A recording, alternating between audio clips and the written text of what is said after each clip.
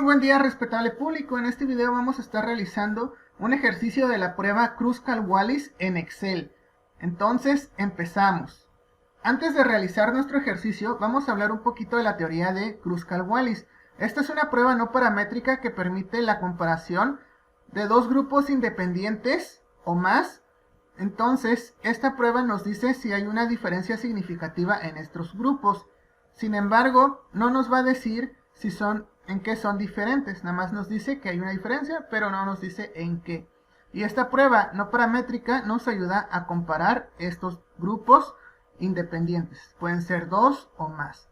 Entonces, ya que tenemos esto, vamos a leer un poquito lo que es nuestro ejercicio, que nos dice que se desea probar si existe un incremento en el peso de dos poblaciones de peces que tienen la misma edad al administrar una dieta diferente. Las poblaciones son de 10 peces cada una y estos se separaron en dos estanques. Los del estanque A fueron alimentados con pellet, que es un alimento de carácter animal granulado, y los otros del estanque B fueron alimentados con una microalga, nostoc común. Verifique si el alimento del estanque A es más eficaz usando un nivel de significancia de 0.05 y los datos se muestran en la tabla siguiente. Entonces, tengo aquí una tablita con el peso de los peces, el estanque A y el estanque B. Aquí tengo estanque A y estanque B. Entonces, con estos datos voy a realizar lo que es mi prueba de Kruskal-Wallis. Entonces, aquí tengo la fórmula que voy a estar utilizando. Entonces, dice fórmula Kruskal-Wallis cuando no se repiten valores. En este caso, ningún valor se va a repetir. Entonces, vamos a utilizar esta fórmula. A continuación, vamos a empezar a calcular los rangos, ya que la fórmula me dice que la prueba Kruskal-Wallis va a ser igual a 12, que divide a n, que multiplica a n más 1, donde n es el total de los datos, que multiplica a la sumatoria de los rangos elevados al cuadrado entre el total de observaciones del grupo. La n minúscula es el total de observaciones del grupo, menos 3, que multiplica n otra vez, que es el total de datos, más 1. Entonces, esta formulita vamos a usarla y aquí lo que me falta es calcular el rango elevado al cuadrado. Entonces, vamos a calcular los rangos. Aquí tengo la tablita donde tengo rangos, estanque A y estanque B, y esto lo voy a hacer de la siguiente manera.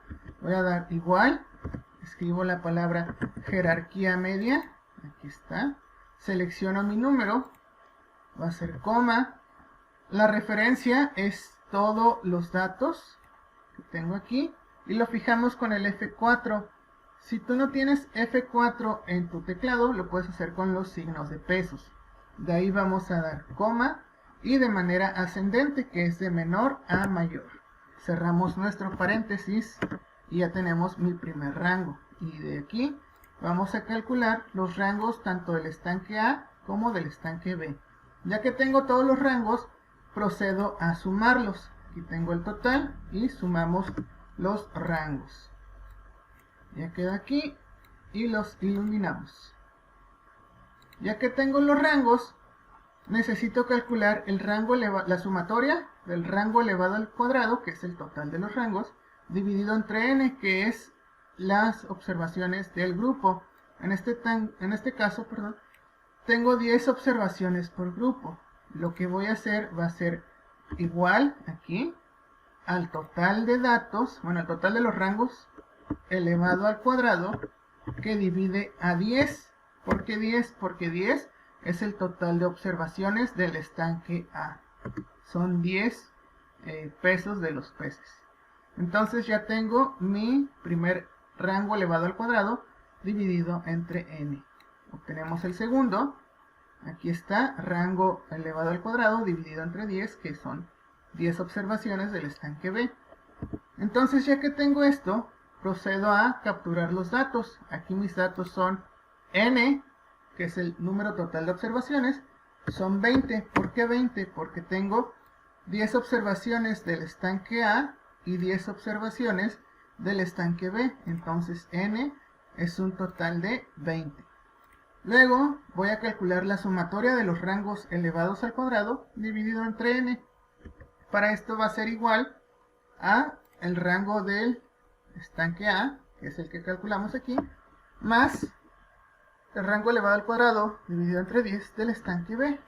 Y ya tengo que son 2385 de mis rangos elevados al cuadrado.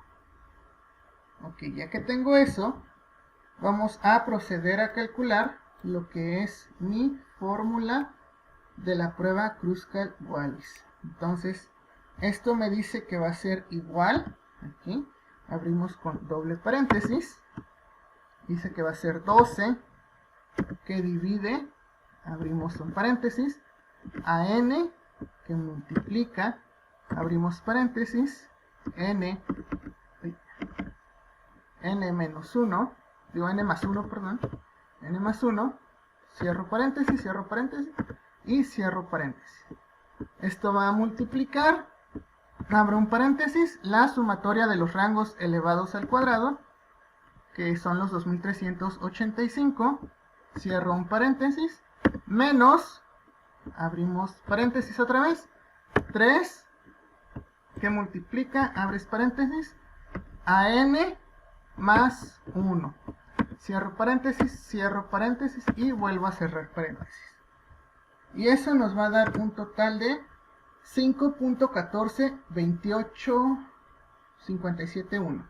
Entonces este es mi estadístico Kruskal-Wallis. Entonces, ya que lo tengo calculado, lo que es mi estadístico Kruskal-Wallis, lo que me falta hacer es cotejarlo con mi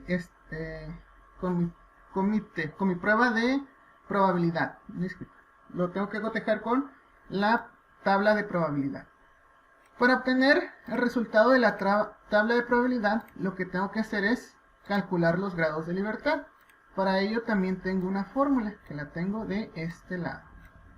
Entonces, mi fórmula de grados de libertad está aquí, en donde para calcular los grados de libertad me dice que va a ser K menos 1, donde K es el número de grupos que se tiene.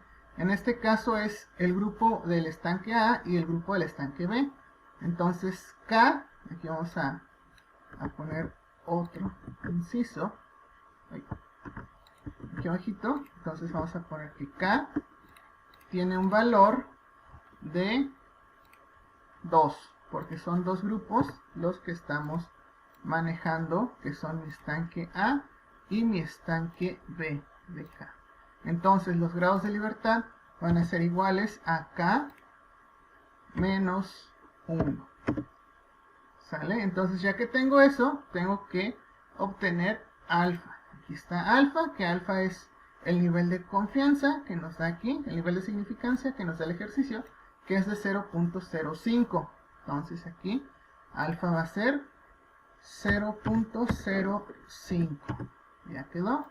Entonces, ya que tengo mis datos, me voy por mi estadístico de prueba. Para obtener el estadístico de prueba, tengo que ir a la tabla de distribución x cuadrada. Aquí es lo que me está diciendo mi enunciado. Ya que tengo grados de libertad, me tengo que ir al estadístico distribución x cuadrada y comparar lo que son los grados de libertad con el nivel de significancia. Entonces, vámonos a la tabla de distribución. Listo, ya que estoy aquí en la tabla de distribución, aquí está, valores críticos de distribución x cuadrada de Pearson. Lo que tengo que hacer es buscar los grados de libertad. Aquí me dice grados de libertad y lo que es el nivel de significancia. Entonces, ya que tengo los datos que hicimos en Excel, me dice que los grados de libertad son 1 y mi nivel de significancia es 0.05. Entonces, donde empate el 1, que son mis grados de libertad, y el 0.05, es el valor que voy a estar utilizando. En este caso es 3.84. Entonces, ese 3.84 es el que voy a estar utilizando como mi valor estadístico de tabla. Una vez que obtuvimos nuestro valor crítico de la tabla, procedemos a escribirlo aquí donde dice valor crítico. En este caso fue 3.84 que obtuvimos en tabla. y lo comparamos con lo que es nuestro estadístico H Kruskal-Wallis, y aquí tenemos las conclusiones. Nos dice que si el valor crítico es mayor que el estadístico Kruskal-Wallis, nuestra hipótesis nula se aprueba y se rechaza nuestra hipótesis alternativa. Y si el valor crítico es menor que nuestro estadístico Kruskal-Wallis, nuestra hipótesis nula se rechaza y se aprueba la hipótesis alternativa. Entonces, aquí vamos a poner una pequeña conclusión en la cual vamos a decir que nuestra hipótesis nula, ¿qué nos dice nuestra hipótesis nula?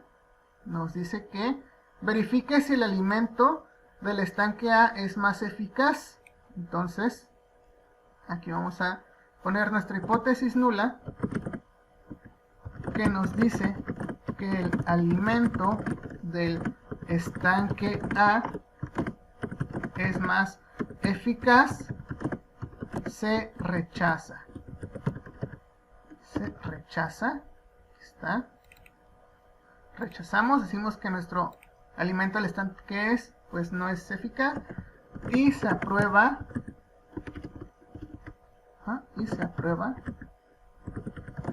Nuestra hipótesis alternativa. Entonces ya escribimos nuestra conclusión, ya obtuvimos lo que es nuestro estadístico Kruskal-Wallis, también obtuvimos nuestro valor crítico, obtuvimos los rangos para poder hacer toda esta prueba. Y esto, mi respetable público, es la prueba Kruskal-Wallis cuando los datos no se repiten. Entonces, cuando los datos no se repiten, vamos a utilizar la fórmula que usamos en el ejercicio, que fue esta de aquí. Esta de aquí.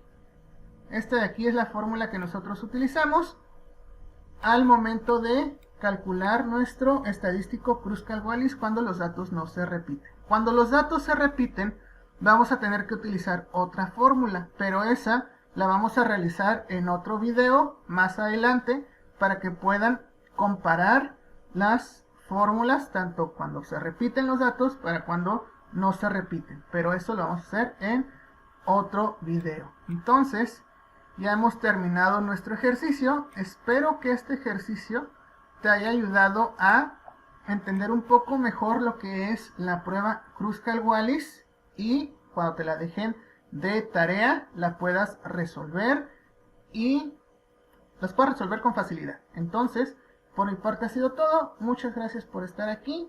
Nos vemos en un siguiente video. Bye.